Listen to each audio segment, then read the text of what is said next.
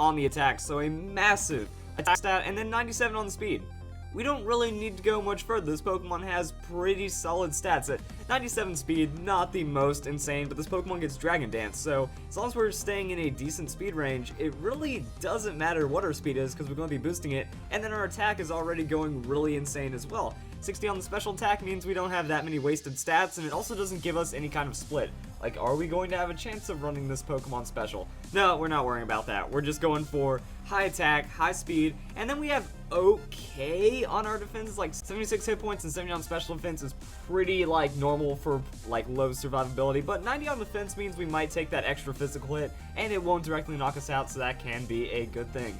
Look at its typing, it's a pure dragon type Pokemon, so we are going to be weak against ice, dragon, and fairy, and we are going to have basic elemental resistances, fire, water, grass, and electric. Actually, not too many pure dragon type Pokemon, but it is good to see the stat breakdown. Hopping into Pokemon Showdown, Haxorus is ridiculously complex when you break down all of the little bits and pieces of its stats and what it can actually do, and all the advantages that it has and all the crazy things, and mostly because of Dragon Dance. When you're gaining this many stats, raises your attack and speed by 1, there's a lot of opportunity to get absurd amounts of offenses, great outspeeds, really good just damage and speed tiers, and everything that you have to consider, such as against Sylveon. Sylveon's a Pokemon that's naturally just going to body you because it's a fairy type Pokemon. Your stab dragon moves aren't going to be able to do anything to it, and it's going to have very, very easy one-shot potential right back at you. So this is where Haxorus starts to get interesting. It can carry that Focus Sash. So in a Sylveon matchup, you're not going to be able to one-hit KO it with one Dragon Dance. So you will have a 2-hit KO with Poison Jab. So Poison Jab, take the hit, survive on the Focus Sash, Poison Jab again, and that's going to kind of be it right there. But then there's all sorts of other things that could happen with Sylveon. Sylveon might just come in, predict you switching out, go for a Calm Mind, and if they go for the Calm Mind, then that means you get a free Poison Jab or something. So then you can Dragon Dance, then they offense, then you have Focus Sash, and now you have that free Dragon Dance while you're finishing off the KO. But this is also pretty bad because if you're stuck at 1 hit points, if they have any form of priority, they're just going to outspeed you anyways from that priority and knock you out. So that is something pretty serious to consider. And that's just Sylveon. There's other Pokemon that are crazy on the matchups, like other Dragon Dance Pokemon, other Pokemon that are going to be sashed, other Pokemon that just carry a lot of super effective damage and all sorts of really crazy things. If they're super tanky, you might have to use Dragon Dance twice or so to get around it. And then we also have Pokemon like Mega Salamence. Mega Salamence is pretty feared for the amount of damage that it puts out. It pretty much just goes into a speedy nature, pumps up one Dragon Dance, and then tries to sweep straight up with the Aerial Aids, and that's where Haxorus kind of gets an advantage. Because say Haxorus and Salamence are on the field at the same time, well, that Focus Sash is going to win you out no matter what. That if they go for straight damage, you get a Dragon Dance, then you outspeed and then KO. If he goes for a Dragon Dance, you go for a Dragon Dance, he hits you, Focus Sash procs, and then you get the Revenge KO with that +1 Dragon Claw, because that will KO even through Salamence's crazy defense, unless it has like ridiculous hit point defensive investment, but that's like tank. Now if we are playing standard, this is where Haxorus comes off as OP, that in the neutral game, it's going to be able to do so much more with these stats, that the 147 on the attack after Dragon Dance is going to be pretty absurd. And we can just pick up a Pokemon like Garchomp. I mean, it's pretty much Garchomp getting Dragon Dance, like the small amount of speed differences and the small amount of hit points and defenses and whatnot, but it has more attack. So I mean, you're going to be able to outspeed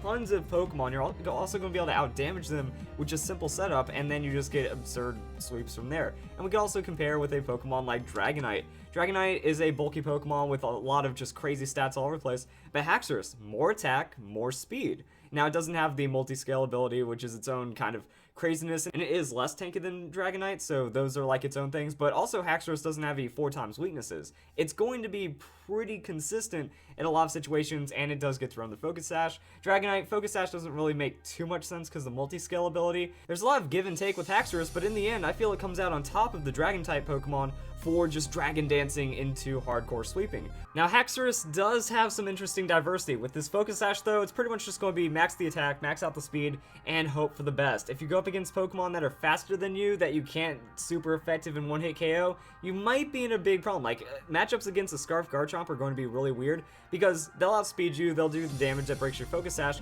and then you just have to throw out the Dragon Claw and one-hit KO them back. But that's really all you can do against them. That any Pokemon that's in a situation like that, you can't outpace them on Dragon Dance. You need to have one Dragon Dance as they're coming in, and sometimes you get that, sometimes you don't. So it's best to use Haxorus as that revenge Pokemon.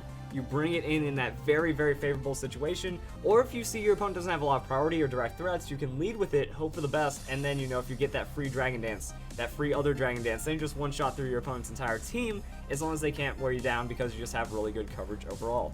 Now, next up, we do have Life Orb Haxorus. So this Haxorus is a bit more interesting, because the reason why we carry moves like Low Kick on this Haxorus is to outspeed Mega Kangaskhan and other very bulky normal type or steel rock type threats that can threaten teams. With the Haxorus, you just Low Kick him and it's gone, so that's going to be pretty solid. And with this set, we just run the Outrage instead. Outrage is going to be able to neutrally one-shot Kangaskhan with the Life Orb, Adamant, Investment, and one Dragon Dance.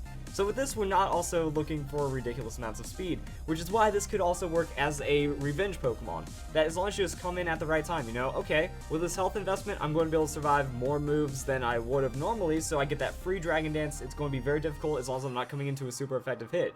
If you use Haxorus as a revenge Pokemon, you get to control that. Alright, they knocked out my Grass-type Pokemon Fire, Haxorus is meant for this. Or if you feel their choice item, then you can really just take up that damage. Then you just come in and set up that Dragon Dance, and if they try to throw out the damage, well, now you just outrage them into oblivion. So with this, I will recommend like Steel Synergy or something Poison. That way you remove their Fairy-type Pokemon, you get that one Dragon Dance, and then you pretty much outrage through their entire team. Or if they also have like Steel and Rock types, you can Earthquake accordingly. Mold Breaker is going to give you that Rotom and Gengar killing and other Levitate Pokemon that are normally a hassle, and Poison Jab for the Fairies. So that's kind of it. Like, even if you do get in that bad position, you can still get that Dragon Dance. If they bring in the Fairy, you just obliterate them with the Poison Jab, then you can transition to Outrage. Outrage is going to be like your main damage, but it also does leave you pretty susceptible, so that is what you have to play around. Other than that, I was just thinking, alright, we max out speed, max out hit points, because the attack doesn't matter. If we're already one-shotting the biggest threats after +1 Dragon Dance, any points we put into attack are just going to be wasted, like the +4. We can do the base +4, but then on that, I'd rather have the tankiness. Now, this is where we also start getting into some weird situations, because again, we're getting threatened by a lot of outspeeds in this situation from other very speedy Pokemon, or we can just kind of understand, alright, if we remove their Scarf Pokemon, if we just kind of play around it like that, or if their Scarf Pokemon doesn't have enough damage on us, then we win anyways. So you have to be aware of what you're doing in these situations, but then Haxorus can be a very rewarding Pokemon. Now, one more thing about Haxorus that you can maybe throw on the Focus Sash set or something like that is that it does get Counter.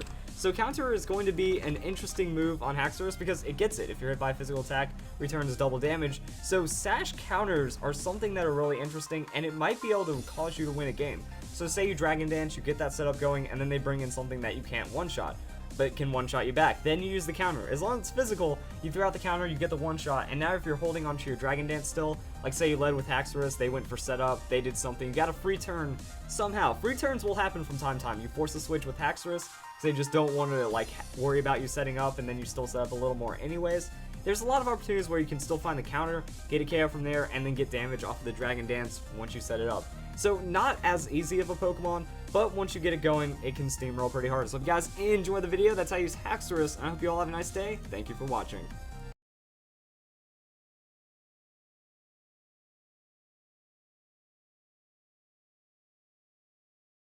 Welcome back, Wolfpack Brawlers here, and this is how to use Swampert. So Swampert is a Pokemon that has some really good tanky defensive stats that we know how I feel after I see a 100 in the base hit points.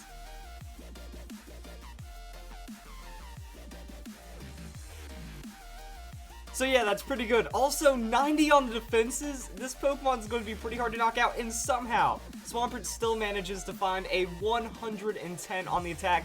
This is a great example of a huge, bulky attacking Pokemon that just expects to go slow. Like, honestly, I wish there was maybe 20 points less in the special attack, 10 points in more defenses, or something more in the like, this Pokemon could be a little more balanced, but overall, you know, 60 on the speed, pretty ideal in this situation. I just really love the way that Swampert's stats break down. Like, its typing, it's a water ground typing. Ignore the Gastrodon in the background. I already had the assets, might as well not waste time and make something else new. But overall, you know, it's the same thing that we've seen already.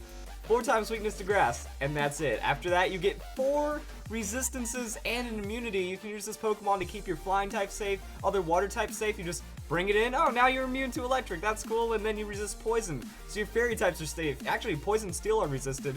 so it's going to be really good for keeping fairy type safe. And then you can also have rock fire. Overall, you know, the coverage is what you want. The typing is what you want. This is just amazing for a tanky kind of Pokemon that if your opponent doesn't bring grass or doesn't have too many grass threats and you deal with them accordingly, Swampert's going to have a pretty awesome time. Now hopping into Pokemon Showdown, we can see that there are several different ways of running Swampert. The main one is just going to be Adamant Nature, so you max out the attack, go into the hit points, and then you set up Stealth Rocks and go for damage until you go down. This actually works pretty effectively because not